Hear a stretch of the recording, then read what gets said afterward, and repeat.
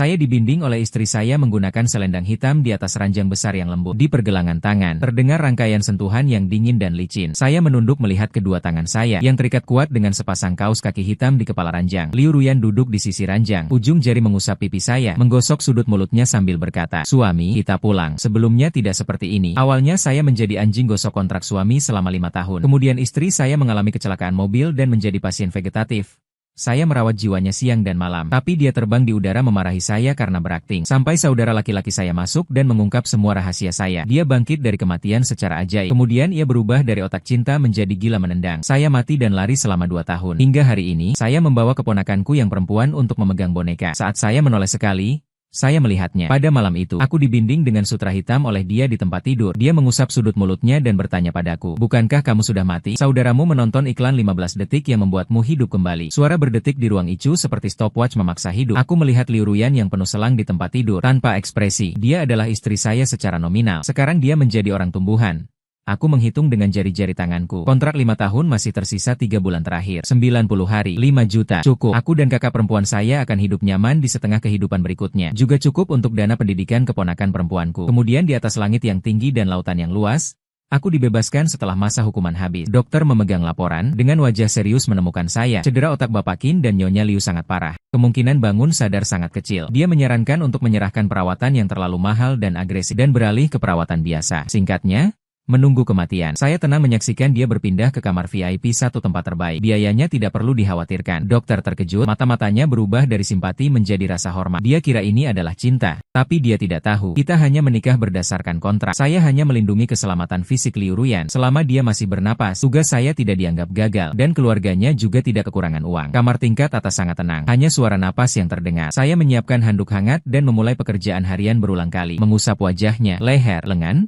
Setiap inci kulit bergerak dengan tekanan standar yang merata, seperti merawat sebuah vas porselen mahal. Berbalik, memukul punggung, menangani kotoran, kemudian menyalurkan otot-otot yang kaku. Semua teratur, tanpa emosi. Ini adalah pekerjaan. Saya memberitahu diri saya langkah terakhir. Menempatkan tangan dia kembali ke selimut. Jari-jari tangannya tetap panjang, tapi tanpa kehidupan. Seorang perawat kecil masuk untuk mengganti obat. Melihat gerakanku, tak bisa menahan teriakan. "Tuan Qin, kamu benar-benar baik kepada istrimu. Dengan begitu sabar, dia pasti akan sembuh." Aku tidak melakukan apa-apa, hanya mengangguk saja. Hatiku tetap tenang. Baiklah, lebih baik jangan terbangun. Lagi itu sang Miss yang membuatku merasa dipindahkan. Hidupku semakin sulit. Cukup berbaring begitu saja sudah cukup baik. Kita semua bisa tenang. Aku menatap wajahnya yang pucat. Mulut yang pernah mengeluarkan begitu banyak kata-kata tajam kepadaku. Ini menutupnya dengan tenang memang jarang. Aku bahkan merasa bahwa sekarang, di antara 5 tahun ini, adalah saat paling damai bagi kita berdua. Aku tahu penampilanku saat ini. Di mata orang lain pasti terlihat penuh kasih yang bisa diabadikan dalam film. Seseorang yang tak pernah pergi maupun meninggalkan. Sekarang, apakah kamu berperan sebagai pria baik yang merawat istri tanaman? Aku telah bermain selama 5 tahun. Sudah lama aku terbiasa. Aku hanya tidak sadar bahwa penonton dalam drama ini menjadi satu lagi yang tak terlihat, yaitu diriku sendiri. Jiwanya sedang mengapung di langit-langit, memeluk lengan sambil tersenyum dingin menonton pertunjukanku. Matanya dipenuhi lebih dari sekadar berpura-pura. Berjalan 1000. Jika tidak ayahku memaksa saya, kamu bahkan tidak berhak menyentuh jari kaki saya. Yang aku cintai adalah orang seperti kamu. Sang pelanggar yang memisahkan kita. Hanya saja ayahku menernak seekor anjing. Jiwanya mengapung di tengah udara. Satu-satunya hal tersebut tampaknya bukan sesuatu yang indah. 5 tahun setelah pernikahan kami, seperti sebuah drama bisu yang diputar ulang. Aku patuh padanya sepenuhnya, selalu mengikuti apa yang dia katakan. Dia berkata, "Timur, aku tidak berani pergi ke barat." Dia berkata, "Sup yang sudah dingin harus segera dituangkan kembali." Lakukan ulang. Dia mau makan camilan malam di bagian barat kota. Aku mengemudi menyeberangi seluruh kota untuk membeli. Hasilnya dia sekilas melihat dan tidak berkata apa-apa. Tidak ada selera. Langsung dituangkan ke dalam tempat sampah. Karena itu bukan seorang pembeli. Di tempatku, dia adalah ratu yang tinggi di atas. Dalam pandangannya, aku seperti anjing yang mengoyak ekornya demi uang dan memohon belas kasihan. Segala yang kulakukan hanyalah untuk menenangkannya. Untuk memuaskan dia, ayah yang membayar gaji saya itu murah. Membuatku melakukan pertunjukan. Dokter berkata, harus lebih banyak berbicara dengan pasien. Dengan suara yang akrab merangsang korteks otak dia bisa dibangunkan. Jadi setiap hari aku menambah satu pekerjaan. Aku adalah suasana hati yang berubah menjadi mendung. Suhu tertinggi 28 derajat. Cocok untuk aktivitas luar ruangan. Namun kamu kemungkinan tidak bisa. Berita terbaru, saham lagi turun. Untung saja saya tidak membeli. Kantin di lantai bawah hari ini mengganti menu baru. Daging panggang merah terlihat bagus. Berada di samping tempat tidur, suaranya tenang membaca berita di ponsel yang membosankan seperti sedang mengadakan rapat dewan. Saya tidak tahu bahwa Liu Ruyan di langit-langit sedang kesal.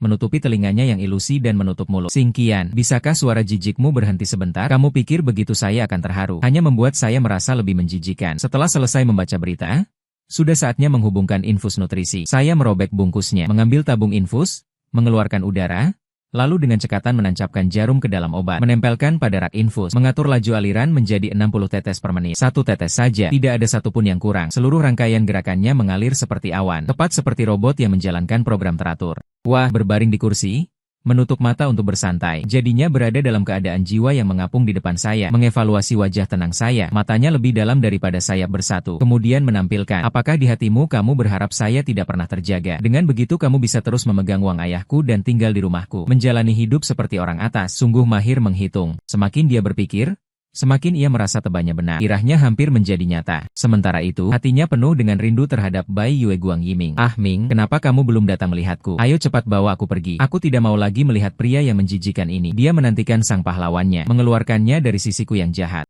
Pintu ruang rawat dibuka dengan satu langkah kaki. Saudaraku Wen Yang Ling Feng. Dia melangkah masuk dengan penuh semangat, seperti bara api yang bergerak. Bang, 2 bungkus obat tradisional hitam terjatuh di meja samping tempat tidur. Gelasku bergoyang, menangkap darah dan energi saya. Dia menghela napas berat, menunjuk wajahku. Kamu?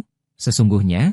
Kalau tidak manusia lagi akan hancur. Lihat wajahmu yang putih seperti hantu. Orang yang tidak tahu masih mengira saudara saya lemah ginjal. Aku juga tidak akan mengucap terima kasih lagi. Aku berbalik dan memeriksa semua indikator Liu Ruyan. Perangkat itu membuatnya tergelincir karena kaki. Gerakan yang baik, stabil, tanpa satupun emosi berlebih. Wen yang marah sebentar langsung muncul. Dia menekan pergelangan tangan saya dengan kuat. Kuatnya menakutkan. Kamu masih memanggilnya Qin Qian? Apakah kamu sedang gila? Apakah kamu mengira sang penipu ini belum cukup banyak melakukan? Apakah dia pernah membawa gitar Anda? Liu Ruyan di langit-langit memeluk lengan dengan wajah tak terjelaskan. Apa yang dia pernah lakukan untuk saya? Alisnya tampak tegang. Bukankah dia hanya bertindak seperti sapi yang menjadi kuda? Mencuci dan memasak untukku? Itu semua dibayar oleh ayahku. Ada apa yang perlu disampaikan? Wen yang melihat saya tidak berbicara, lebih marah. Suaranya naik 8 nada. Kamu melayani dia seperti sapi dan kuda, menjaga kehidupannya, melindungi keamanannya. Mengerti emosi anehnya. Apa yang kamu cari? Dia memarahi kamu dan menendang wajahmu. Hanya dia? Namanya Han apa saja. Seorang sahabatnya tidak bisa menahan lagi. Membantu kamu mengatakan beberapa kata baik. Kemudian dia berbalik dan memutuskan hubungan dengannya. Lalu, dia juga diblokir oleh seseorang yang bodoh itu. Kamu lupa, karena dia mendorong Liu Ruyan untuk bersikap baik kepada seorang pria pedang. Satu orang yang mengganggu kamu. Kamu masih terjerat dengannya. Aku akhirnya, ginjal terasa ringan, melepaskan tangannya. Jangan bicara lagi tentang suaraku. Sangat lembut, namun membawa dingin yang tidak dapat diterima oleh kebijaksanaan. Mengatakan, semua ini tak berguna. Cepatlah, waktu hampir tiba. Terkejut? Ekspresi wajah seperti orang bodoh. Kapan waktunya hampir tiba? Kamu sudah bodoh? Ya, wanita yang memperlakukanmu seperti ini. Kamu tidak akan tetap karena dia terlalu tinggi IQ-nya. Kesadaranmu tidak jelas? Ya, aku menarik sudut bibirku. Bagaimana mungkin masih ingin mengatakan sesuatu lagi? Namun dibekukan oleh dingin di mataku dan mengapung di udara. Merasakan kebingungan untuk pertama kalinya. Diblokir oleh orang yang mencarinya? Ya, dia hanya ingat ketika dulu berdebat besar dengan. Kemudian tidak pernah menghubunginya lagi. Dia mengira itu karena cenderung kecil hati. Iri terhadap keberanian mereka dan ternyata karena jiwa saya. Pertama kali merasakan kejutan. Kata-kata seperti palu.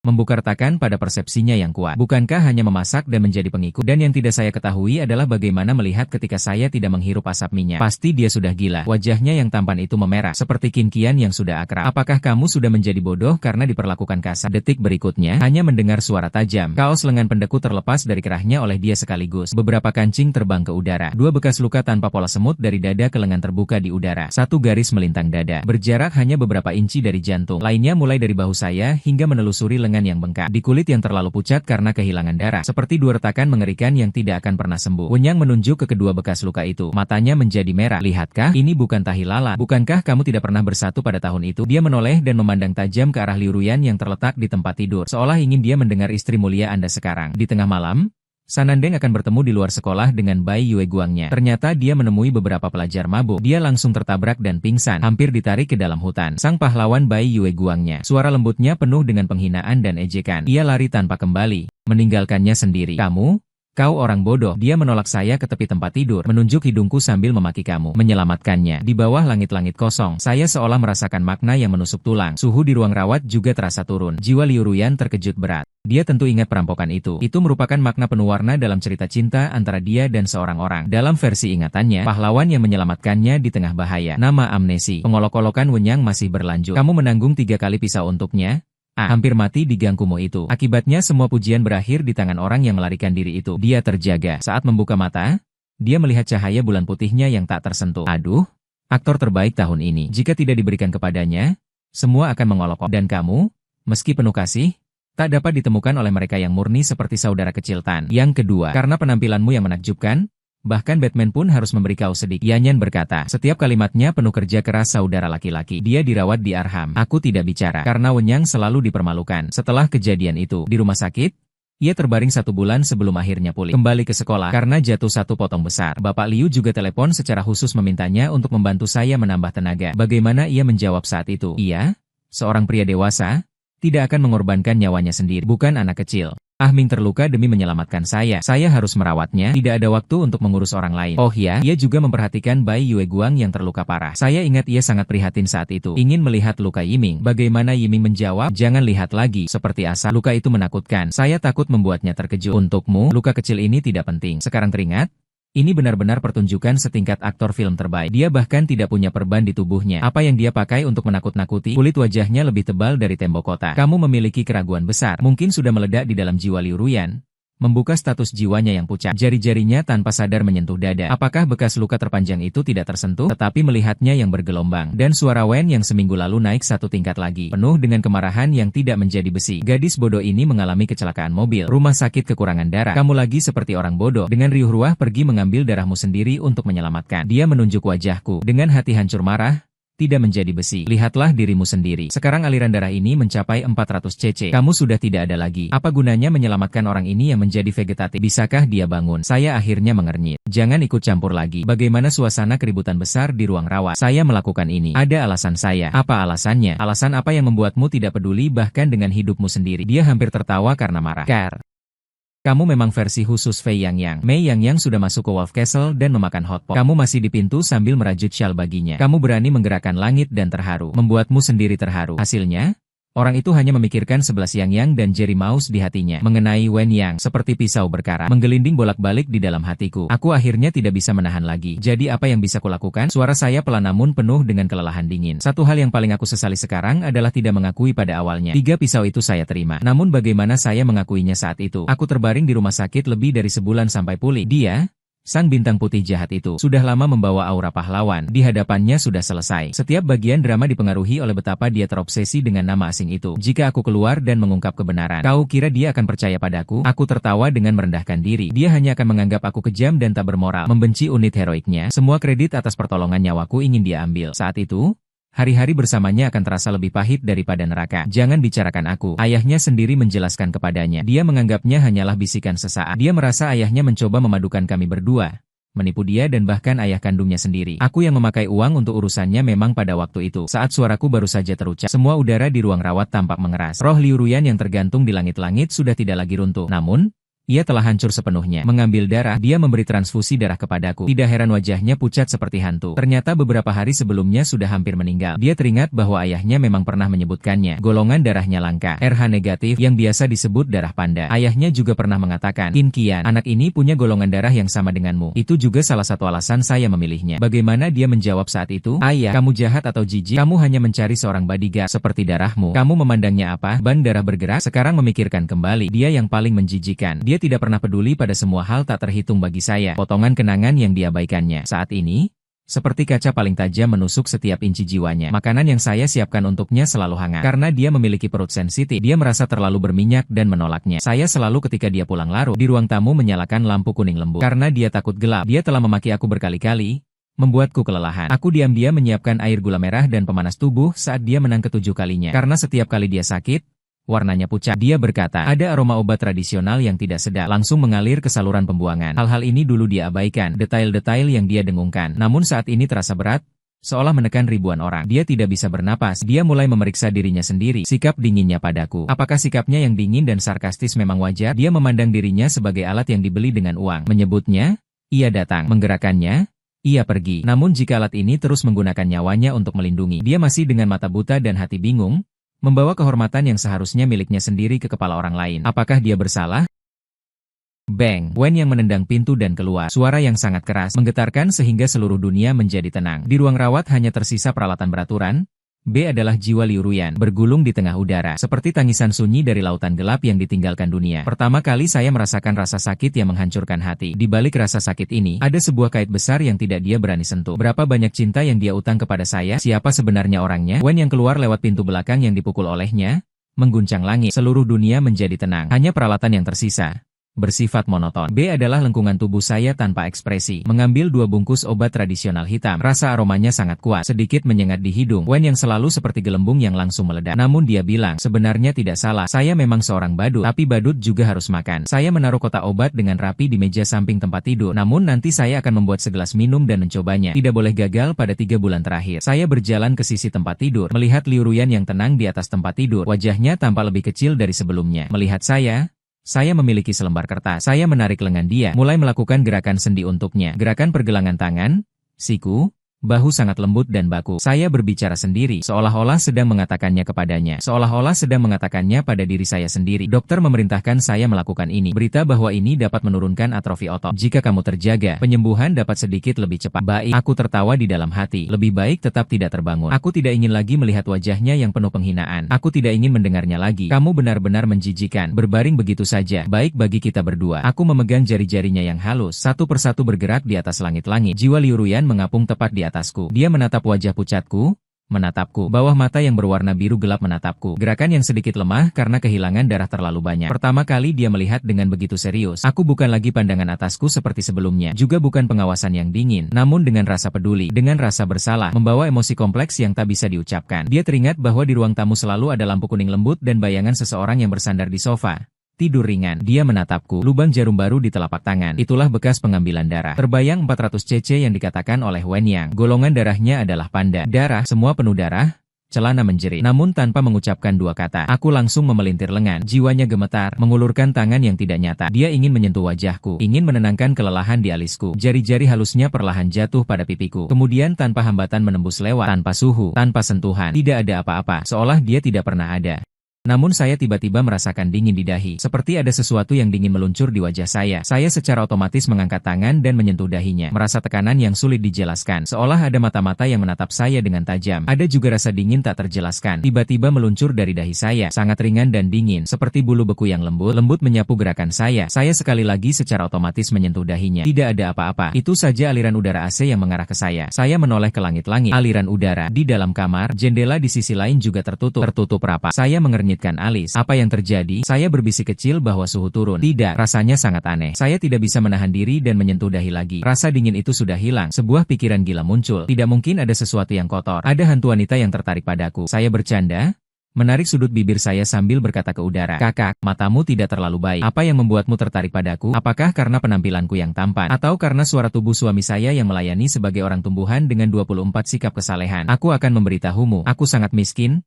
Jadi aku harus membakar kertas. Hanya bisa membakar 1 kain, satu persatu. Jika kamu ingin mencari tiket makan jangka panjang, keluar rumah lalu belok kiri ke ruang rawat sebelah. Tuan tua itu punya uang banyak. Setelah bilang, saya sendiri merasa agak lucu. Mungkin karena akhir-akhir ini terlalu lelah. Saya mulai melihat halusinasi. Saya menggelengkan kepala, ingin melepaskan kebingungan absurd ini dari pikiranku. Namun rasa dipandang itu terasa lebih kuat. Berikut membawa sedikit kesedihan yang tak bisa dijelaskan. Di ruang kosong setengah di atas kepala saya yang tak bisa saya lihat, sebuah tetesan air transparan sedang turun dari kekosongan, membentur di lantai, tanpa suara, tanpa jejak. Dia menatap dengan tatapan yang belum pernah saya lihat. Melihat saya, ingin mengatakan sesuatu kepada saya, namun saya tidak bisa mendengar, juga tidak dapat melihat. Baru saja saya merasa udara di ruang rawat ini agak berat. Pintu rumah berderak keras, diusir orang dari luar memaksanya terbuka. Lin Lei, sahabat dekat sang tokoh utama, masuk seolah-olah angin kencang. Dia seperti peluru tembak akurat yang terhenti. Langsung melompat ke sisi tempat tidur Liu Ruyan. Aku?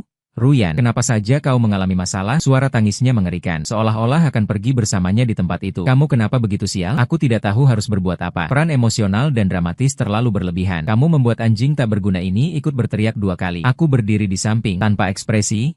Aku menatapnya, berakting, sarkasme di matanya hampir keluar. Aku benar-benar merasa bersalah. Sebagai pelajar akting, dasar ini sangat kuat. Aku mengambil selembar handuk penyerap. Aku terus dibersihkan oleh tangan Liu Ruyan. Seakan-akan drama tahunan ini di depan mata benar-benar tidak ada. Lin Lei berteriak sebentar. Mungkin dia sadar bahwa saya, penonton satu-satunya, tidak layak. Suara tangis perlahan menurun. Dia menghela napas dan memutar kepalanya. Dia menatapku dengan tatapan merah bengkak, seakan memandang Yuliang. Kemudian ada suaranya berubah, membawa sedikit sentuhan perintah yang menganggap diri lebih tinggi. Qin Qian, kamu harus merawat Ruyan dengan baik. Orang ini memang keras di mulut tapi lembut di hati. Walaupun biasanya sedikit dingin padamu, tapi hatinya sebenarnya memikirkanmu. Saya hampir tertawa terbahak-bahak. Ada tempat bagi saya. Mungkin saja dia memasukkanku ke dalam daftar hitamnya. Saya dengan tenang meletakkan handuk. Senyuman muncul di sudut bibirku. Aku menatapnya, seolah-olah sedang berbincang santai. Tidakkah kamu lebih ingin dia mati? Ekspresi kesedihan di wajah Lin Lei seketika membeku, seperti topeng gips berkualitas kualitas rendah. Setelah dia mati, tak ada orang yang akan bersaing denganmu untuk pacar. Kamu dan orang yang kamu cintai bisa bersatu secara terang-terangan. Betul, warna merah di wajahnya seketika memudar. Pandangan yang bersih dan jelas, berantakan seperti kucing yang dipukul ekornya. Apa yang kamu omong-omong begitu? Suara darinya tiba-tiba muncul, dengan sedikit suara pecah yang menakutkan. Hubungan saya dengan Ruyan terbaik. Kami adalah sahabat terbaik. Aku tidak punya pacar apapun. Semakin ia bicara,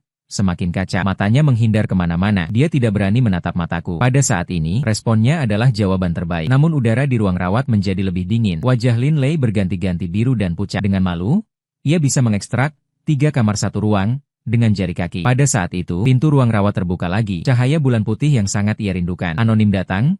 Orangnya tidak seperti anjing, berpakaian setelan jas yang dipotong rapi. Rambutnya disisir tanpa celah. Saya melihat dia langsung melempar handuk di tangannya ke dalam bak. Air memercik. Semuanya berlumuran. Tuan utama datang. Saya bersarkasme. Bahkan diri saya sendiri merasa cinta sejati yang terasa tajam seperti asap telah kembali. Asap itu? Kamu datang untuk merawatnya. Aku yang mengganggu bisa pergi? Menekuk alis, tidak melihatku sekalipun, langsung berjalan ke samping Lin Lei. Dia memulai bicara secara wajar, seakan sedang menyatakan sebuah fakta. Dia adalah istrimu, tentu saja kamu yang merawatnya. Apa hubungannya denganku? Dia akhirnya sekilas melihat Liu Ruyan di tempat tidur. Dalam tatapannya terlihat kebencian yang tidak tersembunyi. Dia menginginkan saya memberinya tinja untuk menampung urin. Tidak mungkin, bagaimana dia layak? Udara turun menjadi titik beku. Itu makna yang menusuk tulang, merembes keluar dari sela-sela tulang. Dia bahkan merasa bahwa hantu perempuan yang saya bayangkan di langit-langit saat ini mungkin sudah ingin membunuh. Aku berpikir, jika jiwa Liu Ruyan benar-benar ada di sini, dia sekarang sepertinya sudah terikat mati oleh kalimat ini di tempat aslinya. Dia telah mencintai pria yang dia rindukan selama bertahun-tahun. Setelah dia menjadi pasien vegetatif, satu pandangan saja sudah terasa seperti mengubur seseorang. Sepertinya merasa kata-katanya belum cukup tegas. Dia dengan sabar menatap Liu Ruyan. Di pergelangan tangan, nama yang dikirim oleh aku bukan saat SMP. Aku memaksa orang bodoh ini jatuh cinta. Ya, tanda tangani perjanjian warisan untukku. Dia bilang kalau mati akan memberi saya sejumlah besar uang. Kamu kira aku bersedia datang ke tempat yang suram ini? Aku merasa udara di seluruh ruang rawat mengebom. Sebuah angin liar tak terduga meluncur di telingaku, membuat bulu di leher belakangku berdiri tegak. Hantu wanita itu sepertinya gila. Aku tidak bisa melihatnya, tapi aku merasakan kemarahan dan keputusasaan yang bersifat histeris. Berlarian gila menuju Yiming. Aku bahkan merasa wajah Yiming seolah-olah tertembus oleh sesuatu yang membuatnya gemetar secara tidak sadar. Saat ini Liu Ruyan menggunakan jari-jari ilusi miliknya, mencoba sekali lagi menekan wajah yang pernah ia cintai. Kamu orang jahat, pria bodoh. Aku bukan otak yang hanya tentang cinta. Kamu penipu?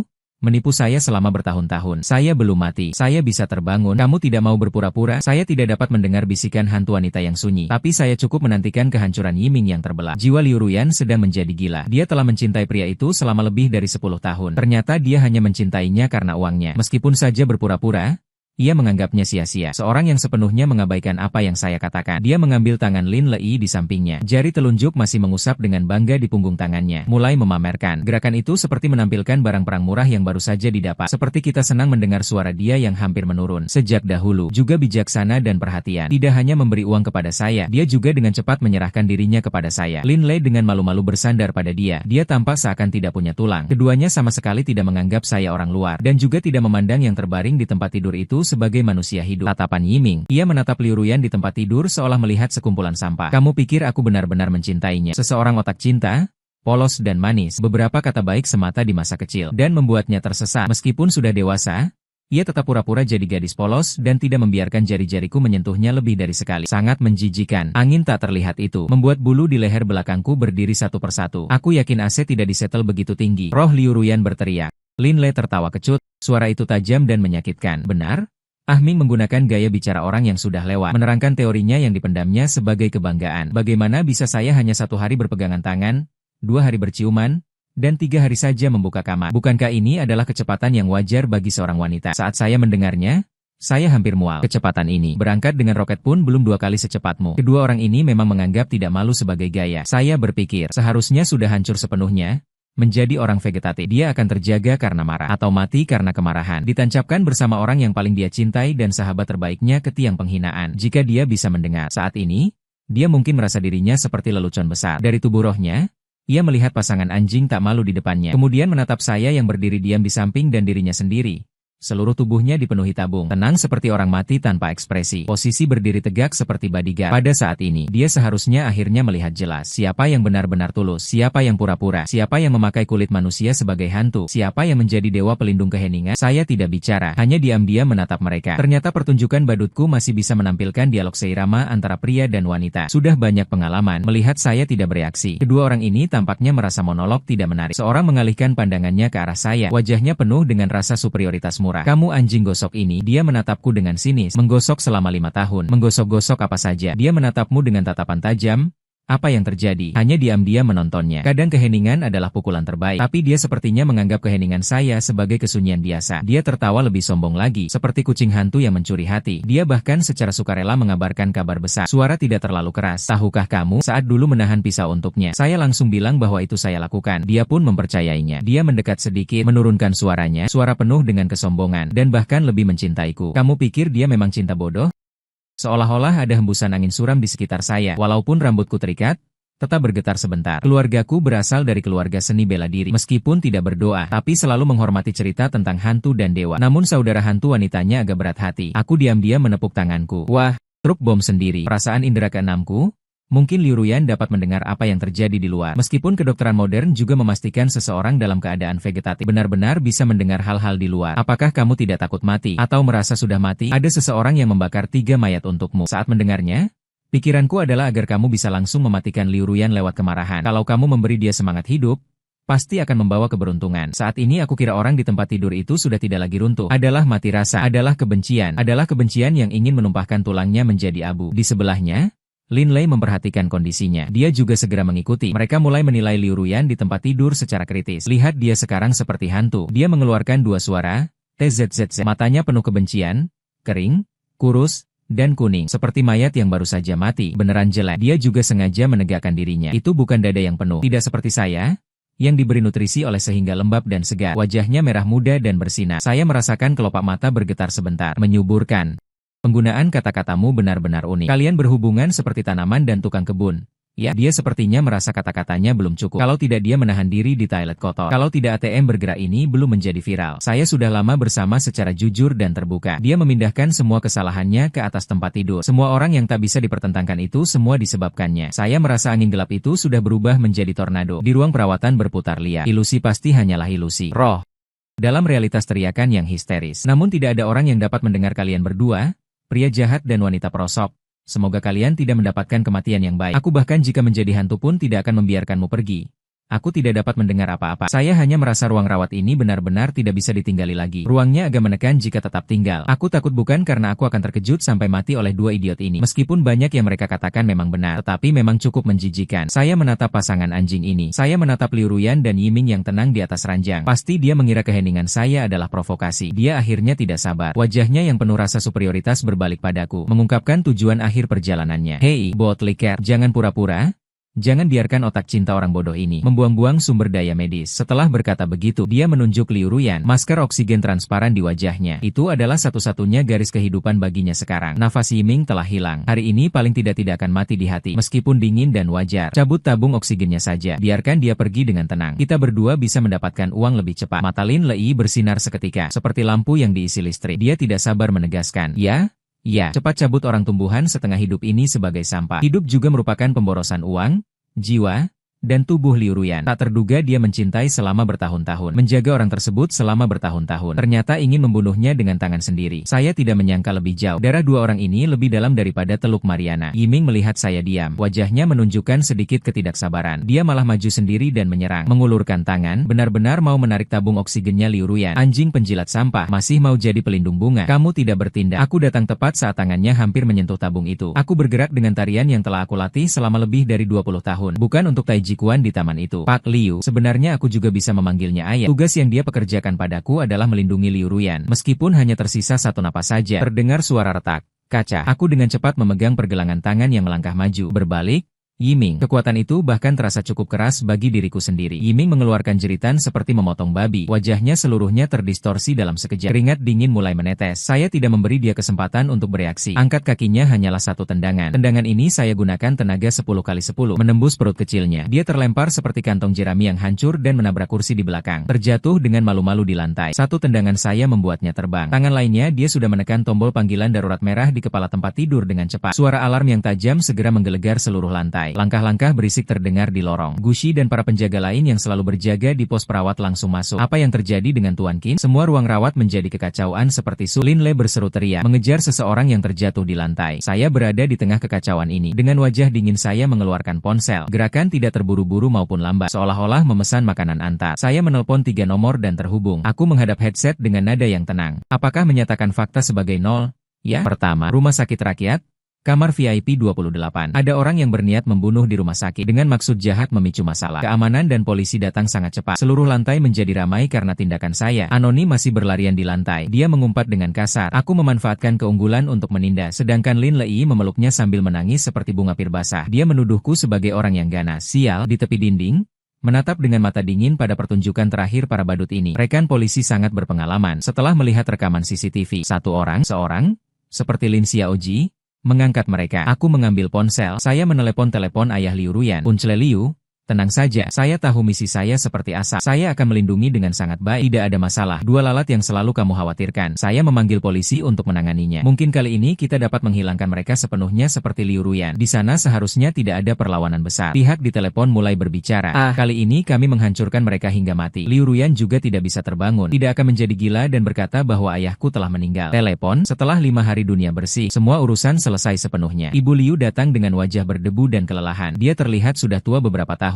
Darah merah di matanya tampak intim seperti jaring. Dia memberitahu saya, dia sedikit terlibat. Tuntutan anonim dan Lin Lei. Peningkatan tuduhan pembunuhan berencana yang gagal. Hukuman atas beberapa kejahatan sekaligus. Minimal harus tinggal di dalamnya 5 atau 6 tahun. Dia menepuk pundak saya. Wajahnya menunjukkan sedikit rasa lega. Begitulah, sehingga ketika Ruyan bangun, tidak ada yang mengganggu kalian. Kalian bisa membangun hubungan dengan baik. Di samping itu, tubuh roh Liu Ruyan juga mengangguk. Ia mulai memohon dan berkata, "Ya, suami, nanti tetap bersama saya dengan baik. Saya tahu salah. Otak saya dulu tidak baik. Terjadi kejang. Sayangnya saya tidak bisa mendengar." Saya menatapnya dan menggelengkan kepala dengan tenang. Sisa kontrak Pak Liu hanya 3 rokok. Walaupun dia bisa terbangun, kita juga tidak akan bersama. Mendengarnya. Di samping itu, Liu Ruyan, tanpa memperhatikan tubuh rohnya, memeluk tangan. Aku ingin memegang tanganku dan bersikap manja kepadaku. Namun, Liu Ruyan yang menembus status roh tubuhku membuka mulutnya dan berkata, "Sayang, jangan, aku belum menebusmu. Bagaimana kamu bisa lari tanpa diketahui? Tidak ingin aku. Sungguh aku tahu kesalahanku. Ingin uang? Aku bisa memberimu banyak uang. Biarkan ayahku memberi kamu banyak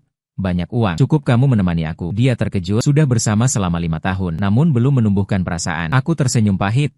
Menarik sedikit senyum di sudut bibir, namun tidak sampai ke dasar mata. Tidak, seperti dia tidak pernah memilikiku di hatinya. Sama seperti hati saya hanya berisi tugas. Saat kata-kata baru saja terucap, makna yang akrab di kamar sakit bangkit lagi. Roh Liu Ruyan mengalir lewat, bergoyang di depanku, mengatakan bahwa aku punya kamu. Hatiku memang memilikiku. Aku tidak bisa membedakannya. Sekarang saya dapat membedakan sampai saya percaya pada diri sendiri. Sepertinya aku merasakan ada es. Saya hanya menatap wajahku. Saya seolah mendengar bisikan yang hancur. "Apakah kamu benar-benar tidak pernah mencintaiku?" Aku tidak percaya pada diriku sendiri. Saya tidak percaya bahwa hanya karena uang, kamu dapat mencapai titik ini untukku. Roh Liu Ruyan berbicara di samping. Liu Fu menghela napas panjang. Sepertinya dia ditarik pergi dalam sekejap. Semua tenaga itu juga sepenuhnya kesalahanku. Semua karena aku memanjakannya, menjadikannya menjadi orang bodoh. Dia menatap anak perempuannya di tempat tidur dengan ekspresi yang rumit. Pada awalnya di universitas, aku takut dia akan ditipu oleh orang seperti itu. Jadi aku menemukanmu, agar kamu melindunginya di sekolah. Keluargamu berasal dari keluarga pejuang. Ayahmu juga seorang pahlawan yang berani menolong. Aku sangat yakin dengan perilakumu. Karena itu, aku akhirnya memaksa mengatur kamu menikah dengannya. Dia berhenti sejenak dengan nada yang membawa sedikit penyesalan. Namun, ngomongnya saja benar-benar seperti tali. Memilih dengan cermat detail kecil untuk menghindari nasib buruk, menyasar orang-orang yang beruntung buruk. Ayahmu memiliki kemampuan bela diri yang hebat. Tidak seharusnya pergi begitu saja, meninggalkan saya yang tersisa. Kalian dua saudara laki-laki yang kesepian dan tak berdaya. Melihat langit-langit, pandangan mata sedikit melayang. Aku dan kakak perempuanku tidak terlalu mempedulikan kesusahan ibu saya yang sebenarnya tidak seharusnya. Ayahku menjadi pahlawan penangkap narkoba impianku. Bisa berguna atau tidak, karena identitas sang pahlawan itu membuat ibuku mati. Namun impian pahlawannya yang dimulai sejak kecil hingga dewasa dianggap terpenuhi. Pada saat itu, udara di seluruh ruang rawat tampak mengeras. Rasa dingin itu tiba-tiba berubah menjadi tajam seperti tombak. Seolah ingin membekukan jiwaku. yang tak terlihat oleh saya, mendengar semua tentangku. Ternyata pernikahan kami bukan karena aku terus-menerus menuntut, melainkan ayahnya melindungi satu urusan tertentu. Aku ternyata yang dia anggap hina dan hanya mengutamakan kepentingan pribadi. Di balik suami ada hantu istrinya yang rumahnya hancur dan orang-orangnya mati. Ayah adalah pahlawan penangkap narkoba yang tewas. Mati karena ibu seorang penjual narkoba. Dibunuh secara brutal oleh penjual narkoba. Dan dia juga pernah dengan keras memaki hidungku. Aku berkata aku sangat jelas. Dia bahkan ingin mencuri pujian atas penyelamatan hidup. Menyebutku kejam dan tak bermoral. Sekarang, ketika memikirkan kembali siapa sebenarnya yang paling kejam dan tidak bermoral, itu adalah benteng kuat di hatinya. Telah hancur total. Tatapan Liu jatuh pada wajah pucatku. Apa yang dia ingin katakan, akhirnya hanya berubah menjadi derit panjang. Aku tidak bisa memaafkanmu. Suara dia berat, seolah-olah menekan seikat emas. Saat pertama kali memilihmu, selain dirimu, keterampilan hebat, latar belakang keluarga bersih, selain kepribadiannya yang dapat dipercaya. Ada satu alasan lagi. Aku menatapnya tanpa berkata apa-apa. Apa saja alasannya? Sebenarnya cuma karena hidupku dianggap tidak bernilai, dan memang tidak ada gunanya. Matanya yang kusam akhirnya menunjukkan sedikit rasa bersalah yang sulit diungkapkan. Karena darahmu begitu berani dan seperti asa. Adalah darah RH negatif langka, yang biasa disebut darah panda. Aku bahkan tidak mengangkat alisku. Aku sudah mengetahuinya sejak lama. Jika tidak, dia tidak akan menanyakan tipe darahku dengan begitu teliti. Tuan Liu tanpa akhirnya melepas beban terakhir. Suaranya pun menjadi serak. Aku menyimpan kepentingan pribadi. Takut jika dia mengalami masalah, aku akan menganggapmu sebagai cadangan hidup. Di ruang rawat kantong darah, makna yang sudah dikenalnya datang lagi. Kali ini tanpa kemarahan, hanya tersisa keheningan mati. Seperti permukaan danau Shendong yang penuh tentara, tak ada sehelai angin sekalipun. Di Liu Fu, ia mengusap tangannya dengan cemas, seperti anak yang melakukan kesalahan. Aku tahu ini sangat tak bermartabat bagi kamu, tapi bagi orang kaya seperti kami, ini biasa saja, biasa saja. Aku hampir tertawa terbahak-bahak. Ya, memang biasa. Hidup orang kaya hanyalah hidup, sementara bagi kami, hidup adalah cadangan. Akhirnya berbicara. Suaramu tenang seperti sedang membicarakan cuaca. Menggunakan uang untuk urusan. Itu wajar. Tuan Liu, kamu sudah membayar saya. Jika pengambilan darah tidak membuat saya mati di tempat, bisa sedikit saja. Aku bersedia mengatakannya dengan tulus. Bagaimanapun, hidupku sudah tidak begitu berharga lagi. Tubuh orang kaya saya dapat dipertukarkan. Kesehatan kakak perempuanku bisa ditukar menjadi Wan Sheng Nu. Masa kecil tanpa khawatir memberi kedamaian bagi saya. Sepertinya lebih membuatnya tidak nyaman daripada tuduhan marah apapun. Wajah keluarga Liu semakin penuh rasa bersalah. Melihat betapa banyak penderitaan yang dialami anakmu selama beberapa tahun. Menerima dosa, dia juga harus menghadapi wajah dingin darinya. Saya yang sudah tua tidak bisa melihat lagi. Dia mengeluarkan sebuah kartu bank dari pelukannya. Menaruhnya ke tangan saya. Uang ini, kamu memegangnya. Jangan menolak kembali. Lakukan bisnis kecil dengan baik untuk pensiun. Tubuhmu pun seharusnya bersyukur. Aku menunduk melihat uang kartu di tangan kiriku. Itu barang yang bagus. Aku membutuhkannya, jadi aku menerimanya. Terima kasih, Pak Liu. Roh tubuh Liu Ruyan menjadi panik. Di samping itu, ia ingin memutuskan percakapan kami berdua. Ingin supaya aku tidak menerima uang. Roh tubuh Liu Ruyan berkata jangan terima lagi. Uang ayahku. Kamu tidak bisa pergi. Tidak dapat pulang. Roh Liu Ruyan sepenuhnya mengerti. Ayahnya menemuinya sebagai suami yang membawa keberuntungan. Juga seorang bodyguard atau seorang penyelamat dari masa lalu. Deadpool tidak hanya akan melindungi dia sepenuhnya ketika dibutuhkan. Dia juga ingin menukar nyawaku dengan nyawanya. Dia menganggapku, anjing pelicin ini, sebagai barang satu kelas. Sejak awal, aku menjadi perisai termahal baginya. Dia sudah lama tidak melunasi hutangnya kepadaku. Setelah Pak Liu pergi, aku memegang kartu bank tipis itu. Rasanya seperti memegang besi pemanas yang sangat panas. Sebelum aku sempat memasukkannya ke dompet, pintu ruang rawat lagi dibuka. Aku kira itu perawat. Tidak mengangkat kepalanya. Kinkian? Seorang gadis dengan suara menangis. Aku mengangkat kepala, melihat salah satu teman dekat lainnya dari Han Qingyue dan Liu Ruyan. Teman dekat yang pernah mengajaknya bersikap lebih baik terhadapku. Dia tidak memukul seperti Lin Lei. Zaza, dia hanya berdiri di sana menatapku. Mata-matanya tiba-tiba menjadi merah. Sikapnya bukanlah simpati, tapi rasa sakit. Seperti melihat barang kesayangannya hancur dan merasakan kepedihan hati. Hatiku berdetak sejenak.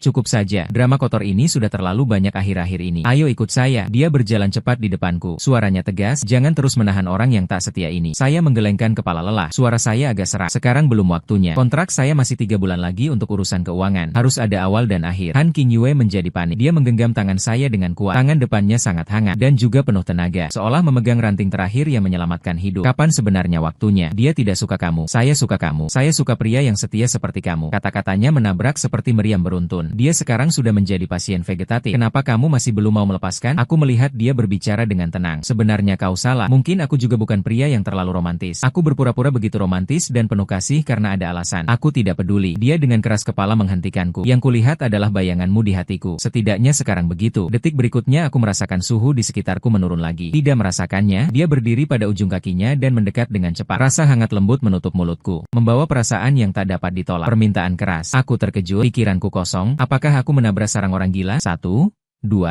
Tiga semuanya tidak normal. Sebuah angin gelap yang ganas meletus di telingaku, membuat bulu kuduku berdiri tegak. Aku tidak bisa melihatnya. Saat ini, Liu Ruyan dalam keadaan jiwa sudah berubah menjadi hantu ganas. Sedang dengan dua tangan ilusinya yang gila, dia terus merobek. Kita berdua ingin memisahkan kita berdua, namun tidak berhasil. Tangan darinya langsung menembus tubuh kami berdua dengan mulus. Dia marah dan mengumpahkan kata-kata kasar. Kamu teman palsu ini. Apa yang kamu lakukan? Apa yang sedang kamu lakukan dengan suamiku? Aku tidak bisa mendengarnya. Gemuruh tanpa suara ini membuatnya sadar kembali. Satu kali, ia mendorong hawa dingin itu pergi. Tenaganya tidak besar, namun sikapnya sangat tegas. Dia didorong oleh saya sehingga mundur satu langkah. Tidak hanya tidak marah, wajahnya justru menunjukkan kegembiraan yang aneh. Dia menatap tempat tidur itu sebentar. Liu Ruyan yang tidak merespons menatapku lagi. Kemudian ia mengucapkan satu kalimat yang membuat pandanganku hancur dan juga sedikit bersemangat. Qin Qian mengisap bibirnya. Matanya bersinar. Meskipun ini rumah sakit, tapi ada tempat tidur pendamping di sini. Kita berdua melakukan sesuatu yang menggairahkan di depan Ruyan. Mungkin bisa membuatnya terjaga lagi. Orang ini yang tidak suka cinta, saya akan mencintainya.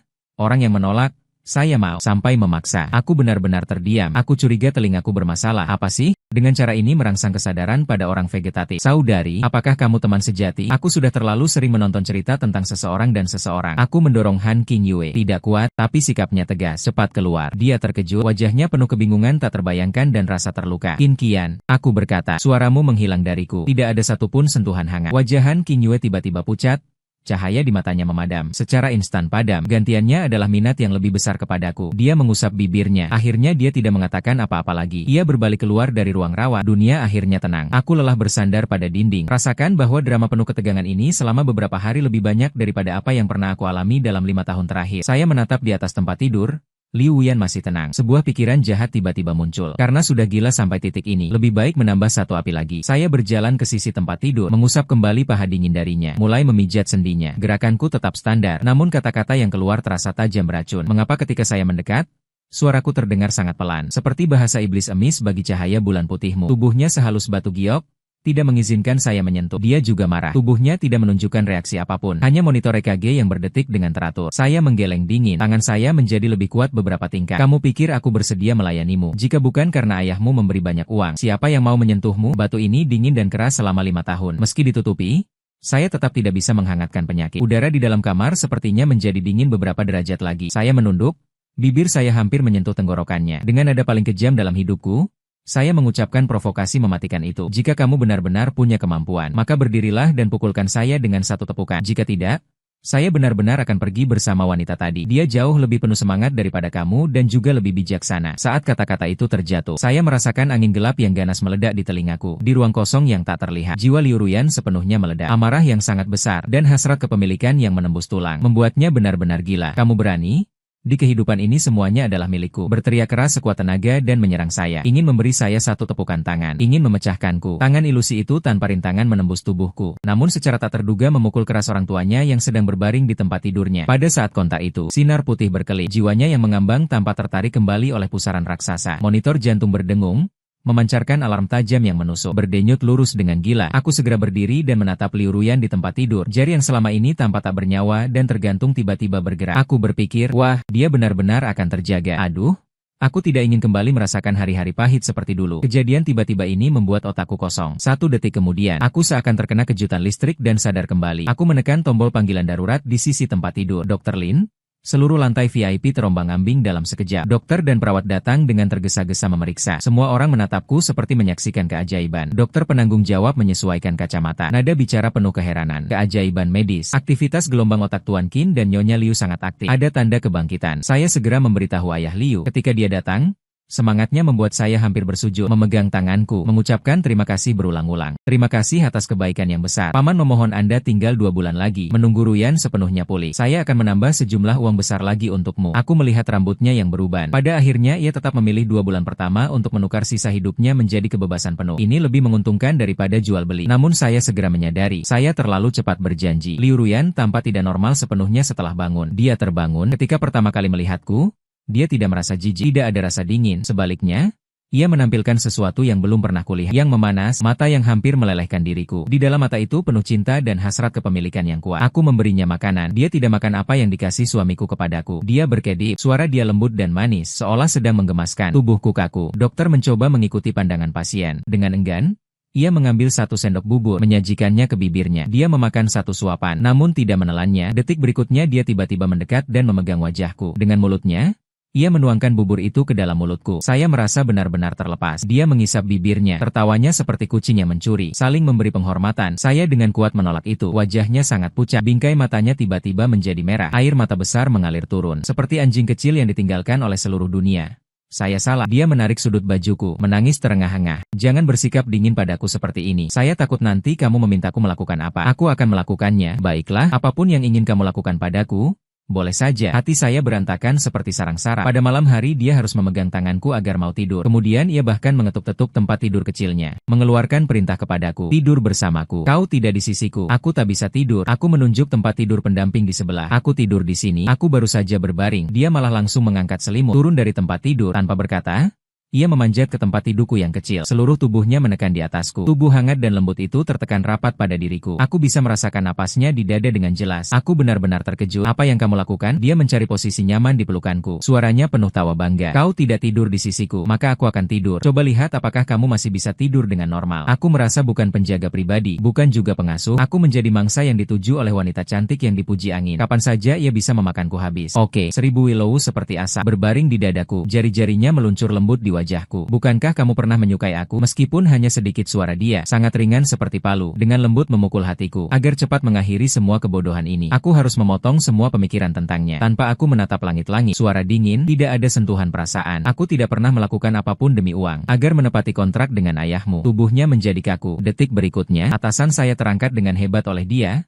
Kancingnya meledak dengan suara tajam. Dari dada ke lengan, beberapa bekas luka ganas itu begitu terbuka di udara. Air matanya tidak bisa mengalir keluar seketika. Dia mematahkan tali di dadanya. Tangan gemetar dia menyentuh lembut bekas luka yang paling dekat dengan jantung. 2 orang dingin menekan kulitku yang tidak rata, menimbulkan gemetar. Kamu menipu aku. Dia tiba-tiba berteriak pada saya. Suaranya tajam dan sedih. Kamu tidak suka. Aku akan melindungi diri dari pisau. Kamu tidak suka. Aku akan menyuntikkan darah untuk diriku sendiri. Kamu tidak suka. Aku akan merawat diriku setiap hari selama bertahun-tahun. Lindungi aku. Tahan semua kebiasaan burukku. Dia tampak gila, membanjir ke pelukanku. 2 lengan memeluk erat. Aku tertekan sampai sakit. Kamu menipu aku. Suara tangisnya dengan keyakinan tanpa batas dan obsesi. Kamu suka aku. Yang paling kamu sukai adalah aku. Saya tahu semua ini dibuat olehmu. Aku mencintaimu. Aku juga paling mencintaimu. Menghadapi pengakuan begitu jujur dan panas darinya, saya pertama kali merasa tak berdaya. Sembunyi dan menahan diri selama 5 tahun hancur pada saat ini. Aku berbicara dengan canggung. Sebenarnya aku hanya karena uang. Orang seperti saya tidak pantas untukmu. Saya tidak peduli. Dia tiba-tiba mengangkat kepalanya. Mata merahnya menyala dengan api penyakit. Kamu tidak mencintaiku. Jadi aku akan memaksa kamu jatuh cinta padaku. Dia menahan wajahku, mencium dengan keras. Bukan sekadar ciuman, tapi menggigit lidahnya, menggulung rahangku secara dominan, dengan sikap yang tidak bisa diabaikan dan kegilaan. Di dalam mulutku,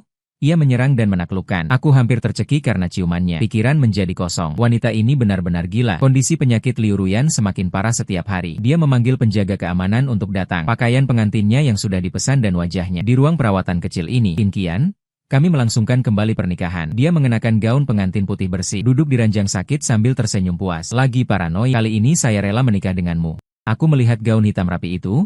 Kulit kepalaku terasa gatal. Aku tak dapat menahan. Dia mematuk jari. 2 orang tinggi 1,9 meter. Penjaga yang menabrak seperti beruang. 1 di kiri, 1 di kanan berdiri di belakangku. Aku mengenakan gaun itu. Di bawah tekanan militer absolut, aku dipaksa mengadakan pertemuan aneh di kamar rawat inap bersama dia. Tidak ada tamu pada upacara pernikahan. Tanpa pendeta. Hanya cintanya yang paranoid dan gila serta 2 penjaga tanpa ekspresi. Suami, kamu bisa mencium pengantinnya. Dia menutup mata dan menghitung detik. Aku berdiri tanpa bergerak. Dia menunggu beberapa detik. Tiba-tiba membuka matanya. Langsung memegang wajahku. Dia menggigit dengan keras. Ujung lidah membawa rasa darah. Kakinya membeku secara gila. Aku merasa hampir diserap olehnya. Hari keluar rumah sakit. Aku pikir akhirnya aku bisa bebas. Aku dengan cepat menyiapkan bagasi untuknya. Aku berbalik dan ingin tahu kemana kamu pergi. Suara dia terdengar dari belakang, dingin seperti es. Aku bahkan tidak sempat kembali sebelum kontrak berakhir. Aku harus pergi. Detik berikutnya, 2 penjaga keamanan itu muncul lagi di depanku. Seperti 2 gunung, mereka menahan aku dari kiri dan kanan, langsung memaksaku masuk ke kursi penumpang mobil. Dengan suara ketukan, pintu mobil terkunci. Sebuah tali kuat mengikat tanganku rapat di depan tubuh.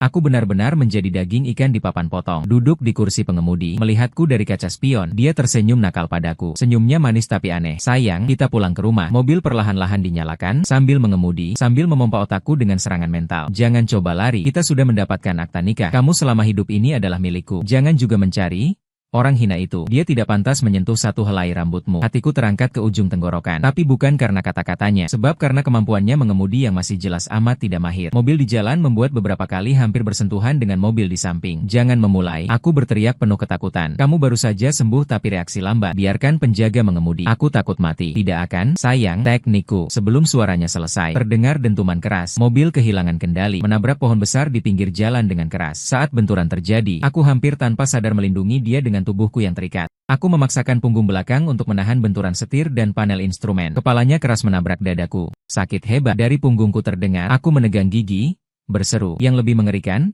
aku mencium bau bensin yang kuat dan kakinya masih menekan pedal gas keras-keras ke mesin. Di tengah benturan gila-gilaan, dia melepaskan pedal gas. Aku menjerit dengan seluruh tenaga tubuhku. Kita semua berakhir bersama, namun dia seolah pingsan, berbaring di atasku tanpa gerak. Kaca belakang berderit. Terbelah, tak terhitung, potongan-potongan menembus punggungku. Aku benar-benar, tugas hampir selesai, tetapi masih harus terluka sekali lagi begitu saja. Mobil bodyguard di belakang akhirnya merasakan sekelompok orang yang panik memeriksa kondisi pintu mobil mereka. Memeriksa dengan tangan dan kaki. Situasi Liu Wuyan memanfaatkan peluang di tengah kekacauan ini.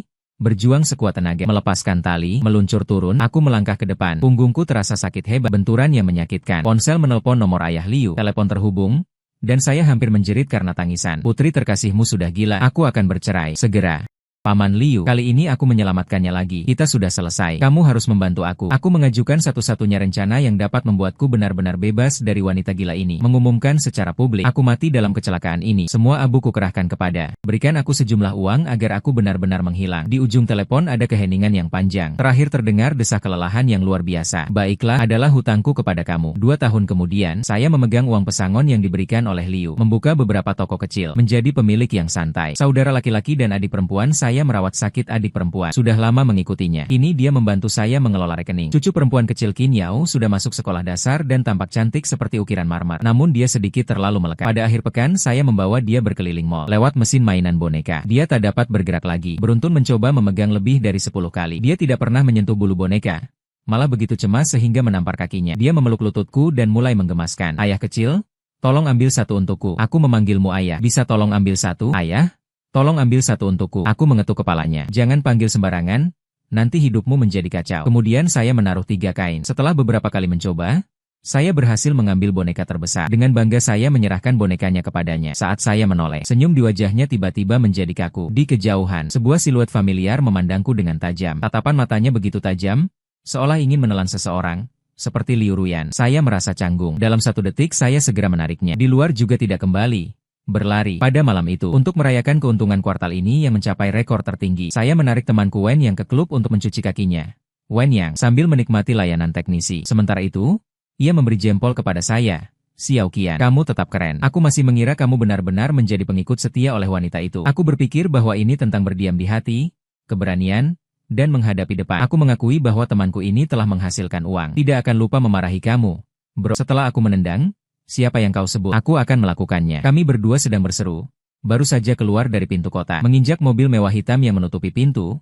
Dibuka. Seorang memakai mantel hitam. Dengan sepatu bot pendek hitam. Sosoknya turun. Dia mengenakan kaos kaki hitam dan rok pendek hitam di kakinya. Kakinya yang panjang menakutkan.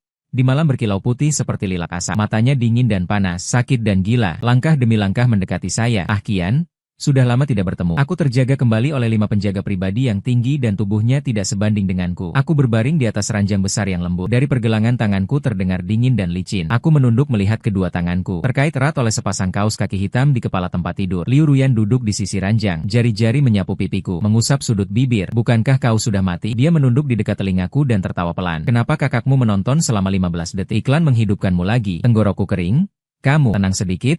Tenang, dia tertawa lebih gila. Aku sudah mencarimu 2 tahun. Berpikir tentangmu hampir membuatku gila. Bagaimana kau membuatku tenang? Dia memberitahu aku. Selama 2 tahun ini, satu-satunya kesenangannya adalah mengirim pasangan anjing laki-laki dan perempuan bernama Lin Lei ke rumah sakit jiwa. Mereka disiksa beragam cara tiap hari. Kemudian gaya bicara dia berubah seketika. Dia tiba-tiba menjadi berbahaya. Kamu 2 tahun terakhir hidup cukup baik. Istri dan anak-anakmu sangat panas kepala. Putri kecilmu sudah belajar memanggilmu ayah. Aku takut sampai jiwa dan rohku berserakan. Cepat-cepat menjelaskan. Itu adalah cucu perempuan saya.